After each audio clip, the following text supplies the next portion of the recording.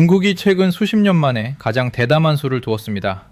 전 세계 경제 권력의 근간을 뒤흔들 움직임입니다.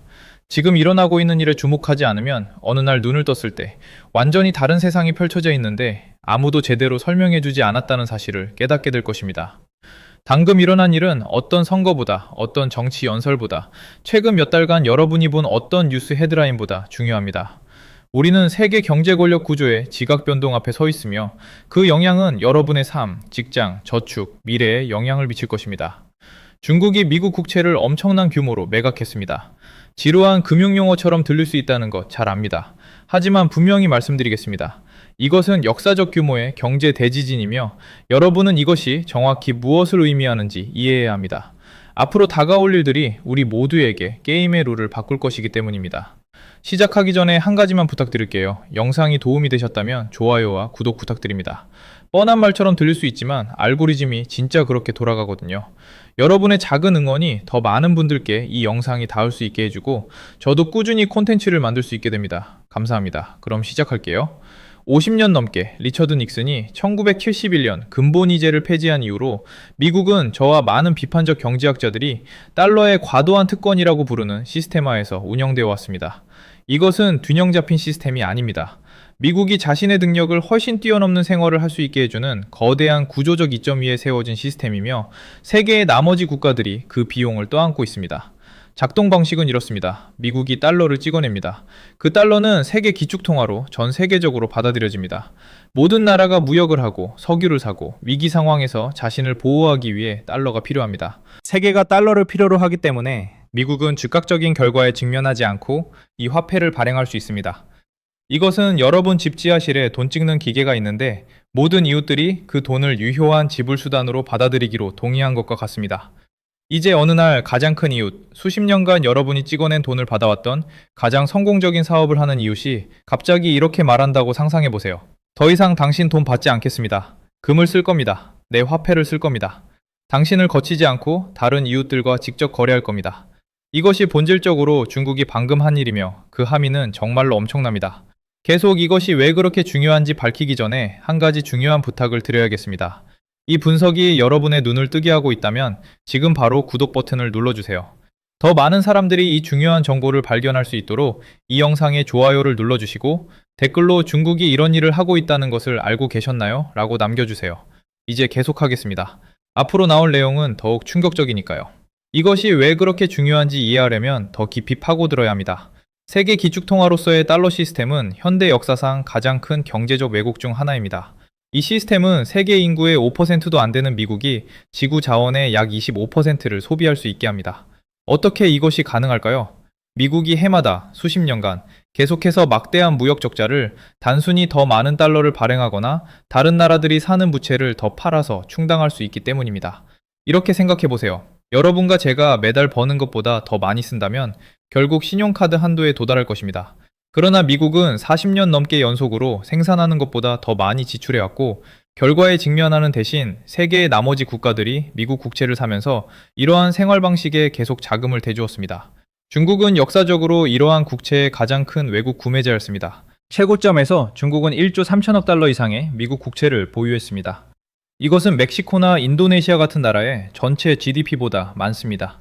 실질적으로 중국은 미국에 엄청나게 많은 돈을 빌려주고 있었고 미국은 그 빌린 돈으로 이라크와 아프가니스탄에서의 군사작전 자금을 조달하고 최상위 부유층을 위한 감세를 지원하고 대기업들을 구제했습니다. 명백한 질문이 있습니다. 왜 중국이 이런 일을 했을까요? 왜 자신의 주요 지정학적 경쟁자에게 자금을 대주었을까요? 여기서 많은 분석들이 반쪽짜리로 끝납니다. 상호 이익이 된다고 말할 것입니다. 미국은 저렴한 자금 조달을 받았습니다. 중국은 거대한 시장에 접근할 수 있었습니다. 겉보기에 긍정적인 순환입니다. 그러나 이 설명은 중요한 권력 역학을 숨깁니다. 중국에게는 실제 대안이 많지 않았습니다. 달러가 쌓이면 그 달러를 어딘가에 둬야 합니다. 그리고 수십 년간 가장 안전한 선택은 미국 국채였습니다. 중국이 창출한 막대한 달러 흐름을 흡수할 만큼 충분히 깊은 유일한 시장이었습니다. 하지만 심각한 약점이 있었습니다. 자신의 준비금 중 그렇게 많은 부분을 미국 국채에 보유함으로써 중국은 미국의 금융 권력에 엄청나게 노출되었습니다. 워싱턴이 그 자산을 동결하기로 결정하면 중국은 국가부의 1조 달러 이상을 잃을 수 있었습니다. 워싱턴이 막대한 양의 새로운 달러를 발행하기로 결정하면 중국 보유 자산의 실질 가치가 줄어들 것입니다. 그리고 여기 핵심이 있습니다. 중국은 2022년 우크라이나 분쟁 후 미국이 러시아에 한 일을 매우 주의 깊게 관찰했습니다. 워싱턴은 러시아 중앙은행 준비금 약 3천억 달러를 동결했습니다. 다시 읽어보세요. 미국이 실질적으로 다른 나라의 3천억 달러를 통제했습니다. 이것은 전 세계 금융 역사에서 결정적인 순간이었습니다. 달러 기반 자산이 동결될 수 있고 한 나라가 미국의 이익에 도전하면 압박도구로 사용될 수 있음을 보여주었습니다. 베이징 전략가들의 입장이 되어보세요. 여러분은 미국 국채로 8천억 달러를 보유하고 있습니다. 미국이 여러분을 주요 전략적 경쟁자로 본다는 것을 알고 있습니다. 펜타곤은 이미 여러분을 주요 도전 대상으로 명확히 지목했습니다. 미국은 아시아에서 여러분의 영향력을 제한하기 위해 군사동맹을 구축하고 있습니다. 여러분 제품에 관세를 부과하고 기술을 제한하고 대만을 군사적으로 방어하는 것에 대해 끊임없이 이야기하고 있습니다. 그리고 동시에 같은 나라가 행정명령 하나로 동결할 수 있는 자산을 1조 달러나 가지고 있습니다. 여러분은 어떻게 하겠습니까? 답은 명백합니다. 노출을 줄이고 다각화하고 대안을 찾을 것입니다. 그리고 이것이 정확히 중국이 해온 일입니다. 급하게가 아니라 체계적으로, 전략적으로, 계산적으로 말입니다. 재무부 데이터는 이 추세를 명확히 보여줍니다. 중국은 수년간 일관되게 국채를 매각해왔습니다. 최고점의 1조 3천억 달러 이상에서 이제 8천억 달러 미만을 보유하고 있습니다. 이것은 5천억 달러 이상의 감소입니다. 더 이상 미국 적자에 자금을 대지 않는 5천억 달러입니다. 중국만 그런 것이 아닙니다. 일본도 보유량을 줄이고 있습니다. 사우디아라비아는 준비금을 다각화하고 위안화로 석유를 파는 것을 고려하고 있습니다. 중앙은행들은 수십 년간 볼 수 없었던 비율로 금을 사들이고 있습니다. 러시아는 거의 모든 보유분을 줄였습니다. 인도는 금을 축적하고 있습니다. 브라질은 자국 통화로 무역 거래를 하고 있습니다. 달러를 세계 무역의 중심에 유지했던 전체 시스템이 천천히 약화되고 있습니다. 이제 시스템 옹호자들의 주장을 예상해 보겠습니다. 그들은 이렇게 말할 것입니다. 이건 중요하지 않아요. 미국은 항상 구매자를 찾을 겁니다. 달러는 너무 큽니다. 실질적인 대안이 없습니다. 중국은 모든 국채를 팔면 스스로를 해칠 겁니다. 이 주장들은 설득력 있게 들리지만 면밀히 검토하면 무너집니다. 첫째, 대안이 없다는 주장입니다.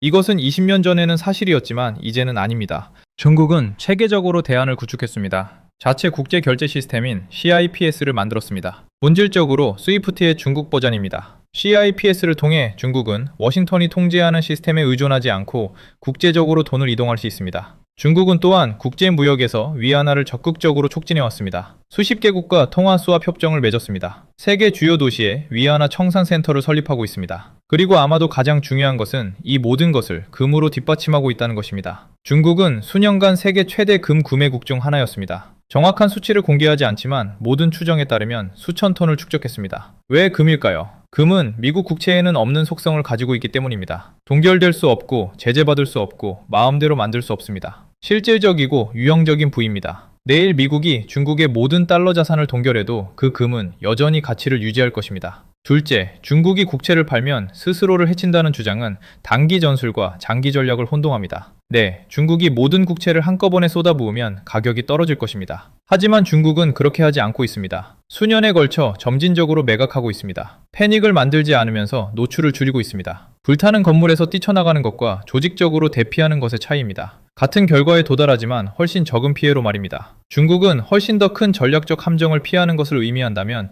약간의 손실을 받아들일 여유가 있습니다. 미래에 완전히 노출된 채로 있는 것보다 지금 통제된 손실을 받아들이는 것이 낫습니다. 이제 여기까지 오셨다면 정말 관심이 있다는 것을 알고 있습니다. 그래서 부탁드립니다. 아직 안 하셨다면 채널을 구독해주세요. 좋아요를 눌러주세요. 이 분석이 더 많은 사람들에게 도달해야 하니까요. 그리고 댓글로 답해주세요. 미국이 앞으로 수십 년간 경제적 지배력을 유지할 수 있다고 생각하시나요? 여러분의 의견이 궁금합니다. 이제 계속하겠습니다. 미국의 가장 큰 문제는 중국이 국채를 매각하고 있다는 사실만이 아닙니다. 진짜 문제는 미국이 그 어느 때보다 구매자가 필요하다는 것입니다. 보세요. 미국의 재정 적자는 엄청납니다. 매년 수조 달러입니다. 기존 국가 부채에 대한 이자 지급만 해도 이제 연간 6천억 달러를 넘어섭니다. 미국은 부채의 순환에 갇혀 있습니다. 이미 빚진 것에 대한 이자를 갚기 위해서만 매년 더 많은 돈을 빌려야 합니다. 전통적인 외국 구매자들이 구매를 줄이고 있다면 누가 국채를 살까요? 연방준비제도입니다. 그리고 중앙은행이 정부 부채를 살 때 그것을 위한 전문 용어가 있습니다. 부채의 화폐화입니다. 간단히 말해서 정부가 스스로에게 자금을 대기 위해 돈을 만들고 있는 것입니다. 그리고 이것이 정확히 팬데믹 동안 우리가 본 것입니다. 연준은 수조 달러의 국채를 매입했고 대차대조표를 4조 달러 미만에서 최고점에서 9조 달러 이상으로 확장했습니다. 무에서 창조된 5조 달러 이상입니다. 그리고 결과는 무엇이었습니까? 40년 만에 최고 인플레이션이었습니다. 식품 가격은 20%에서 40% 상승했습니다. 휘발유 가격이 치솟았습니다. 임대료가 급등했습니다. 실질 임금은 떨어졌습니다. 노동계급은 큰 타격을 받았고 자산 소유자들은 더 부유해졌습니다. 이 모든 돈 창출이 자산 가격을 밀어올렸기 때문입니다. 연준이 돈을 만들 때 그것은 모든 사람에게 똑같이 영향을 미치지 않습니다. 금융자산을 소유한 사람들에게 이익이 되고 월급으로 사는 사람들을 해칩니다. 그래서 이것이 왜 중요하냐고 물을 때 여기 답이 있습니다. 미국에게 불가능한 수학 문제를 만듭니다. 정부가 극적으로 지출을 줄이거나 이것은 정치적으로 비현실적이거나 연준이 아무도 원하지 않는 부채를 사기 위해 계속 돈을 만들거나입니다. 이것은 더 많은 인플레이션을 의미하고 이는 여러분의 돈이 덜 살 수 있다는 것을 의미하고 여러분의 생활 수준이 떨어진다는 것을 의미합니다. 쉬운 탈출구는 없습니다. 분명히 말씀드리겠습니다. 이것은 단지 스프레드시트의 숫자가 아닙니다. 이것은 권력에 관한 것입니다. 달러 기반 시스템은 반세기 이상 미국의 세계적 영향력의 기초였습니다. 미국이 해외에 수백 개의 군사시설을 유지하고 국가들의 금융 제재를 가하고 다음 10개국을 합친 것보다 큰 국방 예산을 유지할 수 있게 했습니다. 이 모든 것이 달러의 특별한 지위에 달려 있습니다. 그 지위가 약해지면 미국 영향력의 전체 구조가 흔들립니다. 사람들은 중국도 자체 문제가 있다고 말합니다. 부동산 시장이 압박받고 있습니다. 인구가 고령화되고 있습니다. 성장이 둔화되고 있습니다. 이 모든 것이 사실이지만 여기서 문제는 중국이 완벽하거나 미국을 대체하는 것이 아닙니다. 세계가 더 이상 모든 계란을 달러 바구니에 담고 싶어 하지 않는다는 것입니다. 선택지를 갖는 것에 관한 것입니다. 50년 만에 처음으로 국가들이 실질적인 선택지를 가지고 있으며 그 선택지를 사용하고 있습니다. 브릭스의 성장을 보세요. 브라질, 러시아, 인도, 중국, 남아프리카 공화국. 이 국가들은 이제 G7보다 세계 경제에서 더 큰 몫을 차지합니다. 공유 무역 통화를 만드는 것을 논의하고 있습니다. 서구 기관들과 경쟁하는 개발은행을 설립하고 있습니다. 사우디아라비아가 브릭스 가입에 대해 이야기하고 있습니다. 위안화로 석유를 파는 것을 고려하고 있습니다. 10년 전이라면 상상할 수 없었을 일입니다. 페트로달러 시스템은 달러 강세의 기둥이었습니다. 주요 석유 생산국들이 다른 통화를 받아들이기 시작하면 그 기둥은 약해집니다. 브릭스만이 아닙니다. 국가들은 자국 통화로 무역하기 위한 양자 협정에 서명하고 있습니다. 아르헨티나와 브라질이 자국 통화로 무역합니다. 인도와 러시아는 루피와 루블로 합니다. 중국과 사우디아라비아는 위안화 무역을 논의합니다. 각 협정은 작지만 함께 중요한 추세를 나타냅니다. 중앙은행들은 행동을 통해 선호도를 보여줍니다. IMF 데이터는 세계 준비금에서 달러의 비중이 20년 전 70% 이상에서 오늘날 약 58%로 떨어졌음을 보여줍니다. 그리고 금은 기록적인 수준으로 축적되고 있습니다. 중앙은행들은 작년에만 1000톤 이상의 금을 샀습니다. 그래서 근본적인 질문은 세계가 더 이상 그것을 그렇게 자유롭게 부여하기를 원하지 않을 때 어떻게 달러의 특별한 지위를 유지하느냐입니다. 선택지는 제한적이고 유용합니다. 미국은 달러가 중요하지만 더 이상 지배적이지 않은 다극세계를 받아들일 수 있습니다. 이것은 겸손을 요구할 것입니다. 역사에 근거하면 이것은 매우 가능성이 낮아 보입니다. 또는 미국이 압력을 통해 더 많은 제재를, 아마도 전략적 자원을 통제하기 위한 직접적인 행동을 통해 세계가 계속 달러를 사용하도록 강요하려고 할 수 있습니다. 이것은 정제적 전환을 지정학적 대결로 바꾸기 때문에 위험합니다. 또는 미국이 현재 경로를 계속 가며 더 많은 돈을 만들고 더 많은 부채를 쌓고 결국 재정위기에 직면합니다. 이것은 경착륙 시나리오입니다. 또는 점진적 분열입니다. 세계 시스템이 통화 블록으로 나뉩니다. 달러 블록, 위안화 블록. 세계는 더 불안정해지고 더 예측 불가능해지지만 극적인 단일 붕괴는 없고 단지 구질서의 지속적인 침식만 있습니다. 중국이 한 일은 고립된 움직임이 아니었습니다. 신호였습니다. 그들이 대안을 가지고 있다는, 더 이상 달러 시스템에 갇혀있지 않다는 시연이었습니다. 그 신호는 전 세계에서 명확하게 수신되고 있습니다. 다른 국가들이 지켜보고 있고 중국이 이것을 할 수 있다는 것을 보고 달러 너머에 삶이 있다는 것을 봅니다. 그 인식이 뿌리를 내리면 과정은 자기 강화됩니다. 더 많은 국가가 국채를 팔고 이것은 금리를 밀어올립니다. 이것은 미국이 부채에 자금을 대는 것을 더 비싸게 만들고 더 많은 돈 창출로 이어지고 더 많은 인플레이션, 달러에 대한 신뢰 감소, 더 많은 국채 매각으로 이어집니다. 부정적인 피드백 루프입니다. 이것이 여러분에게 무엇을 의미할까요? 여러분이 자라난 세상이 사라지고 있다는 것을 의미합니다. 달러가 약해지면 수입품이 더 비싸집니다. 거의 모든 것에 대한 가격이 더 높아집니다. 미국이 부채에 대해 더 높은 이자를 지불해야 한다면 교육, 인프라, 공공 서비스에 쓸 돈이 줄어듭니다. 재정 위기에 빠지면 수백만 명이 의존하는 프로그램에서 대대적인 삭감을 볼 수 있습니다. 이 중 어느 것도 추상적이지 않습니다. 이 중 어느 것도 단지 경제 이론이 아닙니다. 이것은 여러분이 집세를 내고 식료품을 사고 미래를 계획하는 능력에 영향을 미칩니다. 그리고 저를 가장 좌절시키는 것은 이 중 어느 것도 예측 불가능하지 않았다는 것입니다. 저 같은 비판적 경제학자들은 수십 년간 이러한 모순에 대해 경고해 왔습니다. 우리는 무시당했고, 이제 여기 우리가 경고한 것이 정확히 펼쳐지는 것을 보고 있습니다. 중국이 이 국채들을 매각함으로써 한 일은 이야기의 끝이 아닙니다. 훨씬 더 깊은 세계 경제 질서 변환의 시작일 뿐입니다. 여러분은 앞으로 올 것에 대비해야 합니다. 구질서는 무너지고 있고 새로운 세상이 우리 눈앞에서 떠오르고 있습니다. 끝까지 시청해주셔서 감사합니다. 아직 구독하지 않으셨다면 꼭 채널을 구독해주시고 좋아요도 눌러주세요. 다음 영상에서 뵙겠습니다. 감사합니다.